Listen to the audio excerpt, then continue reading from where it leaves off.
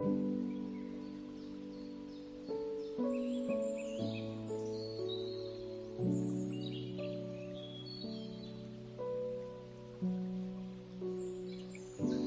दोस्तों, नमस्कार। तो आइए शुरू करते हैं अध्याय 3, असंबद्ध खुलासा। मुझे नहीं समझ आ रहा है कि ये आदमी क्या बोल रहा है, शाइस्ता उत्तेजित होकर चिल्लाई। ओम शास्त्री एक पल के लिए चुप रहा और फिर किसी चेतावनी के वहां मौजूद लोगों की धारणा के विपरीत अचानक वह जाग उठा। शाइस्ता, जो ओम शास्त्री के ज्यादा पास बैठी हुई थी, चौंक उठी और उनसे दूरी बनाने की कोशिश में कुर्सी से गिर पड़ी। कमरे में अन्य सभी लोग भी हैरान हो गए। शाइस्ता ने सोचा कि यह कैसे संभव है। अभी 1 घंटा भी नहीं हुआ, यह एकदम होश में कैसे आ गया। उनके 300 से अधिक मरीजों के अनुभव में आज तक कोई आदमी बिना शारीरिक परेशानी के इतनी जल्दी सम्मोहित निद्रा अवस्था से नहीं उठा था। डॉक्टर बत्रा भी उतने ही स्तब्ध थे। दवाओं के बारे में उनका ज्ञान यह कहता था कि मरीज को खुराक दिए जाने के 8 घंटे से पहले उसे होश नहीं आ सकता। इसने उनके द्वारा अध्ययन और अभ्यास किए सभी मापदंडों की अवहेलना कर दी थी। एलएसडी भी अपना एक भय छिपा नहीं पा रही थी। उनमें से किसी को भी नहीं समझ आ रहा था कि क्या चल रहा है। ओम शास्त्री बिना मुक्त होने की कोशिश किए सभी को देख रहा था। उसने शांतिमय तरीके से पूछा, मैं यहाँ क्यों लाया गया हूँ? तुम लोगों को क्या चाहिए? वह निराश लग रहा था। शाइस्ता ने उसके सवाल का उत्तर नहीं दिया। उसने डॉक्टर श्रीनिवासन की ओर देखा। ओम ने भी उनकी तरफ देखा। तुम यहाँ क्यों हो? क्योंकि कुछ जवाब है जो हमें चाहिए। हमें क्या चाहिए? कुछ नहीं, बस वह जानकारी जो तुम्हारे पास है, डॉक्टर श्रीनिवासन ने अपने रोबेले अंदाज में जवाब दिया। कितना जानते हो मेरे बारे में? ओम ने पूछा। खैर, अभी के लिए तो ज़्यादा नहीं, बस इतना ही कि ओम शास्त्री तुम्हारी असली पहचान नहीं है और तुम किसी बंदा बहादुर व संजय को जानते हो, और यह कि विदुर और विष्णुगुप्त तुम्हारे द्वारा उपयोग किए गए अन्य 2 नकली नाम रह चुके हैं। ओम शास्त्री ने अपनी आंखें कसकर बंद कर ली और एक दुख की लहर उसके चेहरे पर छा गई। इस समय डॉक्टर श्रीनिवासन अपना आपा खोते हुए आधिकारिक स्वर में बोले, मेरा नाम डॉक्टर श्रीनिवासन राव है। मैं national institute of science communication and information resources का सेवानिवृत्त वैज्ञानिक रह चुका हूँ और अब मैं इस टीम का नेतृत्व कर रहा हूँ। मैं जानता हूँ आप कौन हैं, ओम ने जवाब दिया। डॉक्टर बत्रा ओम को दवा से इंजेक्ट करने के लिए उसके करीब गए। ओम ने शुरू में विरोध करने का प्रयास किया और चीखते हुए बोला, मैं मेडाजोल्मा, फुलाइट्रोजिपाम, बार्बिट्यूरेस और अमोबार्बिटल से प्रशिक्षित हूँ। यह आपकी सहायता ज़्यादा देर तक नहीं कर सकता। ये ओम के बेहोश होने से पहले के आखिरी शब्द थे। उसकी तेज आवाज़ सुनकर 2 रक्षक उसे उसकी जगह पर थामे रखने के लिए आ गए।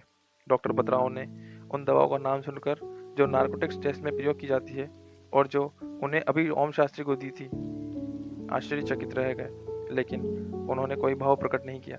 डॉक्टर शाइस्ता ने उसे अपने नियंत्रण में लेने के लिए उसकी ओर देखा। वे आराम से उसके सामने बैठी और उसकी आंखों में गहराई से देखने लगी। शाइस्ता की सुंदर आंखों में किसी भी व्यक्ति को सम्मोहित करने का जादू और शक्ति थी। वे बिना पलक झपकाए मधुर आवाज में बोलती थी। जब उन्होंने ओम शास्त्री के कंधों को छुआ, वह एकदम ढीला होकर एक तरफ लुढ़क गया। डॉक्टर श्रीनिवासन के मन में वे अजीब शब्द दर्ज हो गए। मैं जानता हूँ तुम कौन हो, जो ओम के लिए बिल्कुल नहीं कहना चाहिए था। डॉक्टर श्रीनिवासन ने आश्चर्य से सोचा, यह कैसे? क्या यह फिर से पूछताछ के लिए तैयार है? श्रीनिवासन ने पूछा।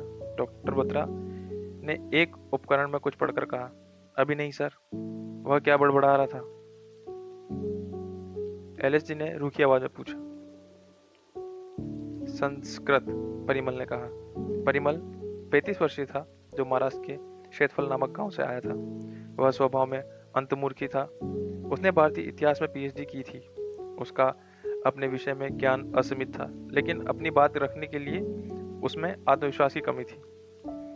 उसके आत्मविश्वास में कमी का कारण था उसका हक लाना, जो उसके लिए दूसरों के साथ तालमेल बैठाने में सबसे बड़ी बाधा था, और इसलिए अक्सर उसे लोगों द्वारा नजरअंदाज किया जाता था। उसकी चुप्पी के कारण उसकी उपस्थिति या अनुपस्थिति का कोई प्रभाव नहीं था। परिमल 6 फीट और 2 इंच छोटा था। उसकी त्वचा चिकनी और वह बहुत खूबसूरत था। उसने भूरे रंग की चेक की शर्ट के साथ काले रंग की जीन्स पहन रखी थी और सफ़ेद स्पॉट्स वाले जूते। उसकी आंखें एवं उसके बाल दोनों गहरे काले रंग के थे और बालों में तेल लगाया हुआ था। उसके भोले भाले प्रश्न और सुझावों के कारण उसे टीम में उसका मनचाहा महत्व नहीं दिया गया था। संस्कृत। इस शताब्दी में संस्कृत कौन बोलता है? एलएसडी ने उत्तेजित होकर कहा। वह, परिमल ने ओम शास्त्री की तरफ इशारा करते हुए कहा। हाँ, लेकिन आज के समय में किसके पास उस भाषा को समझने की समय है? एलएसडी ने कहा। मेरे पास, परिमल ने फिर उत्तर दिया। सुषेण, अभिलाष ने धीरे से अपने आप से कहा। क्या? एलएसडी ने अभिलाष की आवाज सुनकर पूछा। कुछ नहीं। अभिलाष अपने आप को वापस नियमित करते हुए बोला। एलएसडी से आग्रह करते हुए कहा। नहीं, मैं तुम्हें उस आदमी द्वारा कुछ समय पहले लिए गए नाम को दोहराते हुए सुना। अभिलाष ने जवाब दिया। सुषेण? हाँ, वही नाम। ये क्या है, बताओ मुझे, एलएसडी ने आग्रह किया। परिमल भी बातचीत में शामिल हो गया। सुषेण बहुत ही कम इस्तेमाल किया जाने वाला नाम है। मेरी जानकारी के अनुसार सुषेण रामायण के एक वैद्य का नाम था, जिसने भगवान श्री राम के छोटे भाई लक्ष्मण के लंका के युवराज मेघनाथ के साथ युद्ध में घायल होने पर संजीवनी नामक जड़ी बूटी, जो बहुत मुश्किल से हिमालय पर्वत पर पाई जाती है, वह मंगवाई थी। भगवान राम ने हनुमान जी को सुषेण की सलाह के अनुसार संजीवनी बूटी लाने का आदेश दिया था। हनुमान जी हिमालय पर्वत पर पहुंचने के बाद संजीवनी बूटी एवं अन्य जड़ी बूटियों में अंतर नहीं कर पाए और इसलिए उन्होंने पूरा पर्वत ही अपने कंधों पर उठाकर कन्याकुमारी की ओर उड़ान भरी, ताकि सुषेण खुद ही चयन कर सके। हाँ, मैंने वो पौराणिक तस्वीर देखी है जिसमें हनुमान जी पहाड़ को लेकर उड़ रहे हैं। क्या तुम उसी की बात कर रहे हो? हाँ, लेकिन मुझे रामायण के सुषेण के अंत का कोई उल्लेख याद नहीं। इस आदमी के बारे में सब कुछ असाधारण है। मैंने इससे पहले जो कुछ भी देखा वह इसके करीब भी नहीं था, शाइस्ता ने कहा। वे अपने विचारों में खोई हुई थी। अपने मन में आए विचारों को रोकते हुए वे डॉक्टर श्रीनिवासन की ओर मुड़ी, विनम्रता से पूछा। सर, हमें कम से कम स्पष्ट रूप से पता होना चाहिए कि हम किस उद्देश्य की जांच कर रहे हैं। सबने जवाब की उम्मीद करते हुए डॉक्टर श्रीनिवासन की ओर देखा। तुम यहाँ इसी काम के लिए हो, डॉक्टर श्रीनिवासन ने कहा। इसलिए अपने काम पर ध्यान दो और जितना हो सके उतना उससे बातें जानने की कोशिश करो, ताकि हम और अच्छे से जान सकें कि हम क्या कर रहे हैं। डॉक्टर श्रीनिवासन शाइस्ता को घूरते हुए बोले। स्वभाव बहुत रूखा था और शाइस्ता के चेहरे के भाव से यह लग रहा था कि उन्हें यह बात अच्छी नहीं लगी। सभी लोग काम पर वापस लग गए। परिमल डॉक्टर बत्रा की तरफ गया और चिंतित स्वर में उनसे पूछा। डॉक्टर बत्रा, आप ठीक तो हैं, है ना? डॉक्टर बत्रा स्पष्ट परेशान दिख रहे थे। वे अपने आप को संभालते हुए बोले। क्या? हाँ हाँ, हम एक एक दूसरे को अच्छे से नहीं जानते हैं, लेकिन हम यहाँ टीम की तरह काम कर रहे हैं। आप कुछ परेशान लग रहे हैं, सब ठीक तो है? परिमल ने चिंतित स्वर में दोहराया। परिमल द्वारा दिखाई गई इस भावना से वह सहज महसूस कर रहे थे। उन्होंने उसके कान में धीरे से कहा। यह आदमी 1 घंटे के अंदर ही उठ गया। तो परिमल को कुछ समझ में नहीं आया। ऐसा कैसे हो सकता है? यह संभव नहीं है। डॉक्टर बत्रा ने आश्चर्य से अपनी आंखें बड़ी करके कहा। संभव नहीं है? आपका क्या मतलब? हम सब ने उसे उठाते हुए देखा, परिमल ने भोलेपन के साथ पूछा। वही चीज तो मुझे परेशान कर रही है। परिमल, उस दवा की केवल एक खुराक इंसान को 4 से 5 घंटे तक सुला देती है। क्या तुम जानते हो? पहली खुराक से वह बेहोश नहीं हुआ था। फिर मैंने उससे सामान्य से 2 गुनी खुराक दी और थोड़ी देर के लिए तंद्रा में आया, लेकिन फिर से होश में था। मैंने उसने उतनी खुराक दोबारा दी। ऐसी खुराक एक व्यक्ति को मारने के लिए काफी है, और वह केवल 1 घंटे के अंदर ही फिर से होश में आ गया, डॉक्टर बत्रा ने समझाते हुए कहा।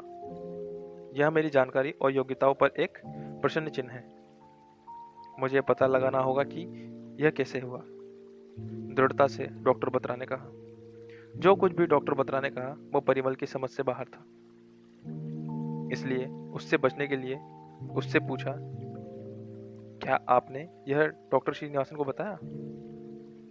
हाँ, मैंने बताया। शायद डॉक्टर श्रीनिवासन और ओम शास्त्री ऐसी चीज़ों का ज्ञान है जिसके बारे में हम कुछ नहीं जानते।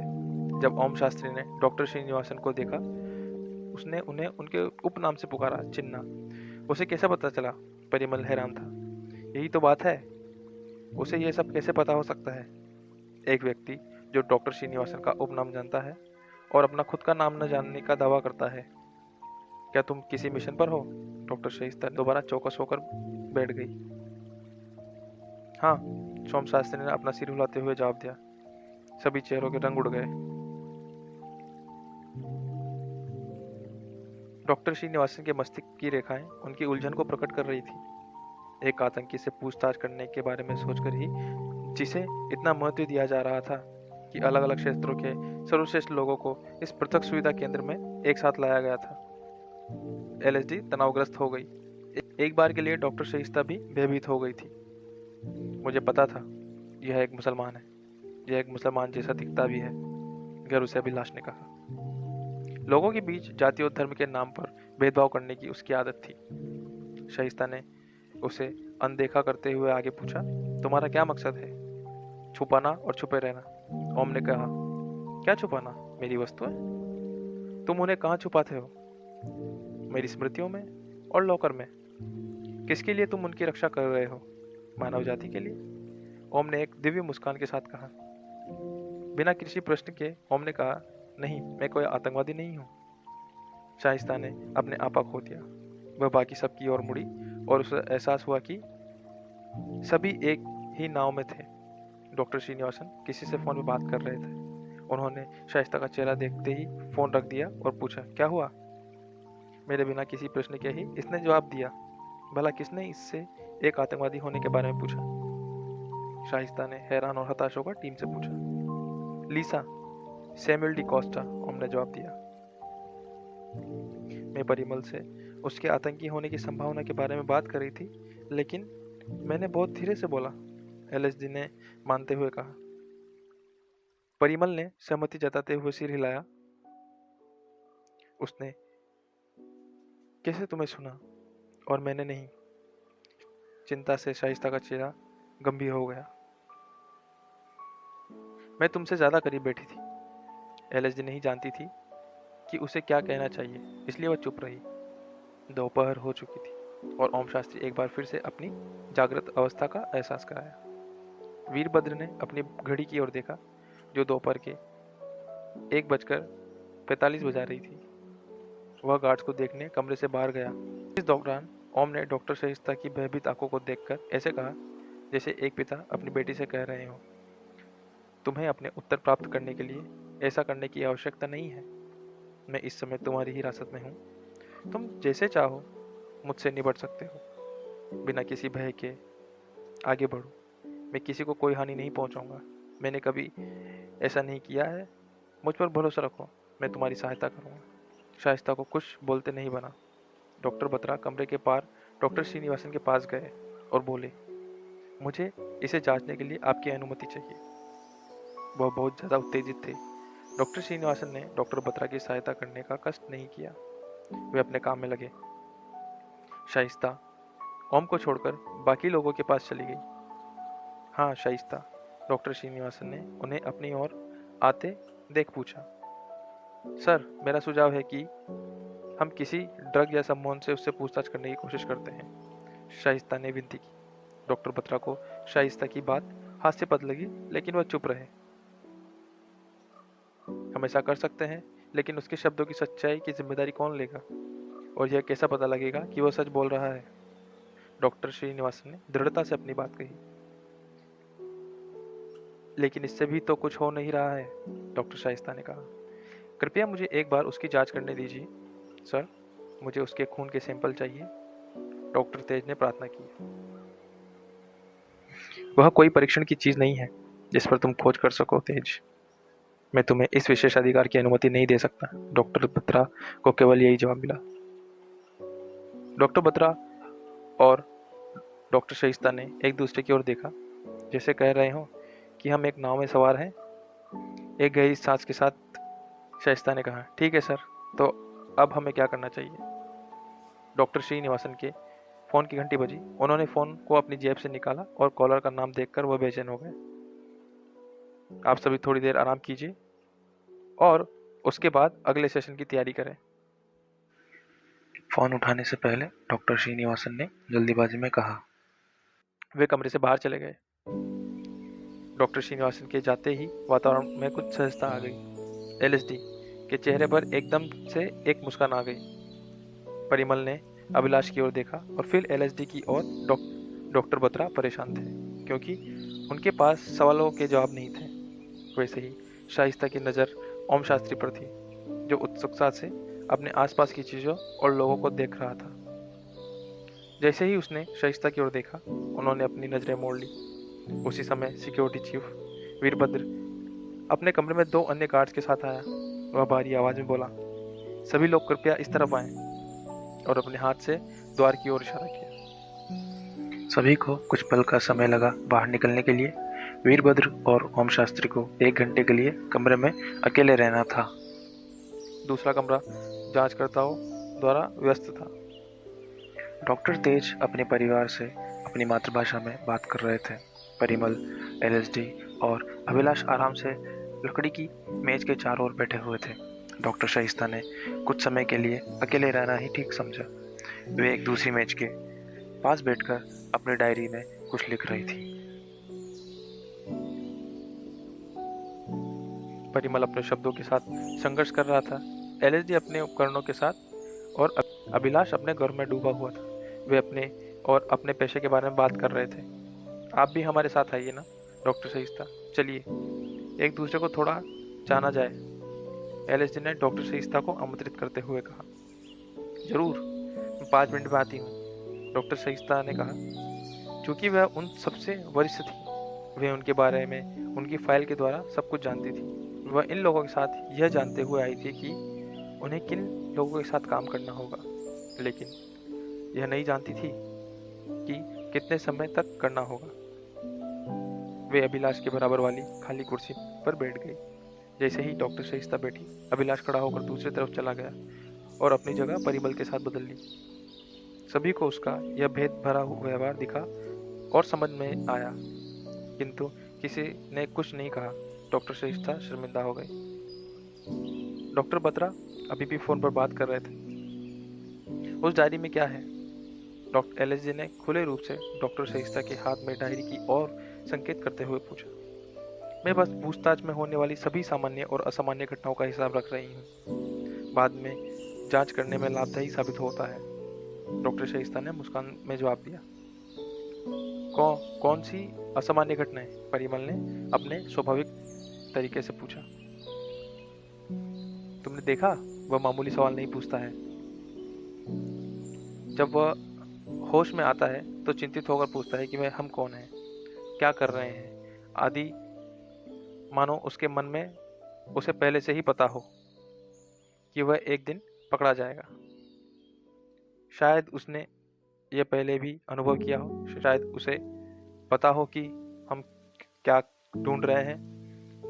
परिमल ने प्रस्ताव रखा। इतने भाग्यशाली तो हम भी नहीं हैं कि हमें पता हो कि हम उससे क्या चाहते हैं, शाइस्ता ने एक अप्रसन्नता वाले लहजे में कहा। और कौन से असामान्य भाव उसने व्यक्त किए हैं? परिमल ने हकलाते हुए पूछा। वह मेरे द्वारा किए गए सम्मोहन विद्या के जादू के बिना किसी पूर्व संकेत को तोड़ देता है। यह एक तेज प्रक्रिया है, मानो वह सामान्य रूप से सो रहा था और अचानक से उठ गया। शाइस्ता ने चुटकी बजाकर उसके एकदम से उठ जाने को समझाते हुए कहा। डॉक्टर बत्रा भी वह दवा जिसका सामान्य रूप से असर कुछ घंटों के लिए रहता है, उस पर कोई असर न होने के कारण बहुत चिंतित थे। परिमल ने कहा। मैं व्यक्तिगत रूप से डॉक्टर बत्रा की उपस्थिति से भयभीत हूँ। पता नहीं क्यों वे हमेशा गुस्से में ही रहते हैं, एलएसडी ने कहा। डॉक्टर बत्रा अच्छे व्यक्ति हैं। वे कुछ मुश्किल समय से गुजर रहे हैं और कुछ नहीं, शाइस्ता ने समझाया। ओह, आप उन्हें व्यक्तिगत रूप से जानती हैं? एलएसडी ने पूछा। हाँ, हमने पहले भी एक साथ काम किया है। तो उन्हें क्या परेशानी हो रही है? वे सामान्य रूप से ऐसा व्यवहार नहीं करते। दरअसल वे उदास हैं क्योंकि उनकी पत्नी मृत्युशैया पर है। हालांकि वे एक प्रख्यात चिकित्सक हैं, लेकिन इसके बारे में वे कुछ नहीं कर सकते। बस यही उनके निराश होने का कारण है, शाइस्ता ने सहानुभूति जताते हुए कहा। एलएसडी ने स्थिति को समझे बिना ही अपनी राय बनाने के लिए खुद की आलोचना के साथ एलएसडी ने स्थिति को समझे बिना ही अपनी राय बनाने के लिए खुद की आलोचना की, और साथ ही उसे शाइस्ता से कुछ ईर्ष्या हुई कि उन्होंने ये सारी बातें कितनी आसानी से समझ ली। कुछ देर के लिए वहां शांति छा गई, क्योंकि डॉक्टर शाइस्ता यह विचार करने लग गई कि डॉक्टर बत्रा किस मानसिक पीड़ा में होंगे। एक समझदार व्यक्ति परेशानी से पहले की तुलना में और समझदार बनकर निकलता है। डॉक्टर बत्रा वास्तव में एक बुद्धिमान व्यक्ति हैं, डॉक्टर शाइस्ता ने विचार किया। परिमल, ओम शास्त्री ने संस्कृत में क्या कहा था? डॉक्टर शाइस्ता ने बातचीत को फिर से शुरू करते हुए पूछा। परिमल ने कहा, वह श्लोक था। मुझे पूरा समझ में नहीं आया, लेकिन मुझे लगता है वह तेजी से समय के साथ मानव जीवन के घटने की बात कर रहा था, जिसका उसे आश्चर्य था। जैसे उसने बोला, मैं वह नहीं समझ पाया, क्योंकि मुझ तक पहुंचने के लिए उसकी आवाज़ बहुत धीमी थी।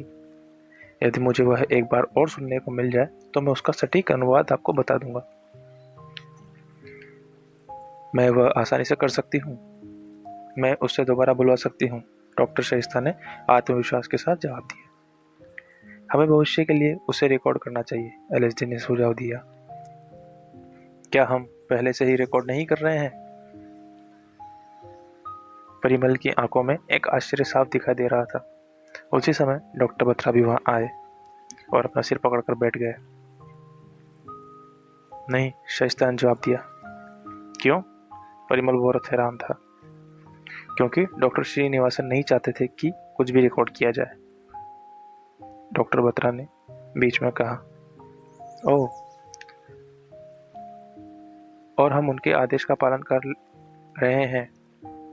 हाँ, क्योंकि वे बॉस हैं, एलएसडी ने आंख घुमाते हुए कहा। मुझे नहीं लगता कि बॉस है, अभिलाष ने सोचते हुए कहा। क्या मतलब है तुम्हारा? एलएसडी ने पूछा। डॉक्टर बत्रा एवं शाइस्ता ने एक दूसरे की ओर देखा, और इससे पहले कि कोई भी अभिलाष की बात पर ध्यान दे पाता, डॉक्टर बत्रा ने रोकते हुए कहा, एलएसडी, क्या तुम मुझे किसी बारे में जानकारी दे सकती हो? सर, जैसे कोई उपकरण और साधन यहाँ उपलब्ध हैं, उससे मैं आपको किसी के भी बारे में कोई जानकारी दे सकती हूँ। उनका अकाउंट नंबर, पासवर्ड, ईमेल, वह किस स्थान पर उपस्थित थे, अभी कहाँ हैं, उनके फ़ोन नंबर और उनका व्यक्तिगत विवरण, उनके पैदा होने से लेकर अभी तक की सारी जानकारी, एलएसडी ने आत्मविश्वास से कहा। उसकी आंखों में चमक थी। ठीक है, फिर ओम शास्त्री के बारे में तुम जितना पता लगा सकती हो लगाओ, डॉक्टर बत्रा ने सहमति जताते हुए कहा। ओम और वीरभद्र कुछ समय से कमरे में एक साथ थे। ओम पहले की तरह बंधा हुआ था, उसकी स्थिति में कोई बदलाव नहीं था। वीरभद्र एक मेज के पास खाली बैठा हुआ था।